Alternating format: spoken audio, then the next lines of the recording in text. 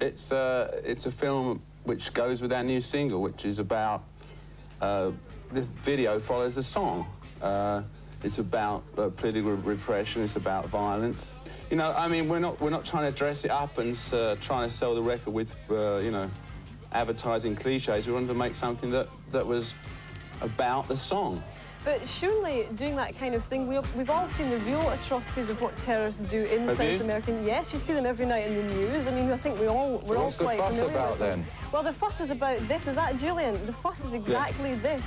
That is a video for your single. There's a great guitar riff over all these awful shootings. Really, doesn't that glamorise it and doesn't it lessen the atrocities that happen in real life? Let me tell you that you know, the average kid in America, when he gets to the age of 21, has seen 65,000 killings on TV, and that devalues the meaning of a killing.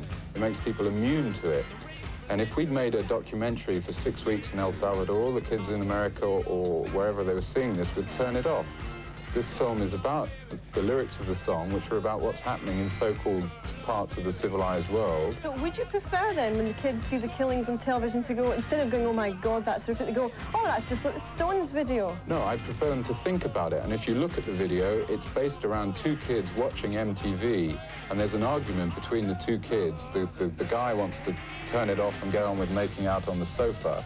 The girl actually sees something interesting happening, and you know, that is at the heart of the problem. They are actually saying, the film is saying, how do you react to seeing this kind of thing? Are you immune to it, or do you think about it? See, so you're actually trying to make a gutsy song, but isn't it a gutsy enough song without having to resort to the kind of violence that we see in this film? Mick, don't you actually see that it could be in danger of glamorising violence rather than saying something about it? You must actually see that that's a possibility. No, we never showed slow No, there's no kind of gratuitous violence in it at all.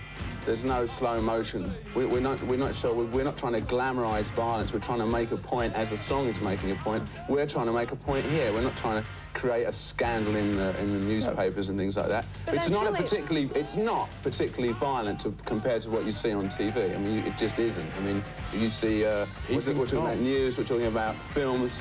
It's not particularly violent. I don't think you should go over. People call it in the press a video nasty. And have you ever seen a video nasty? I'm sure even you that just watched it would agree it's not. Well, look, Mick, for instance, the bit we're talking about, the execution from the gun, if you actually saw that in real life, and we all have seen, like, for instance, the very famous shot from Vietnam of the journalist being shot, murder isn't usually accompanied by fantastic guitar music. It's usually gurgles and screams, and it's very unpleasant. Why do you think they've banned it? Surely you're not naive enough when you made it to realise that all the TV companies, they would ban it. That's pretty obvious.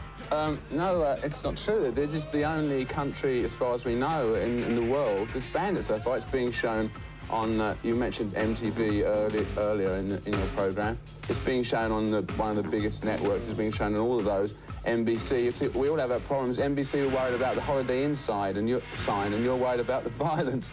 No, all the other countries are showing it. This is the only one that isn't, so...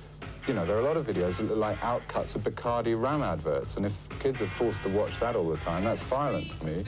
But we're trying to make something that's interesting and new, has a valid point. We're not trying to make wimpy pop music. We're not trying to make la love songs, though I love to do those from time to time. This song was a political song, is a political song, and we think that this is the best kind of thing to go with it.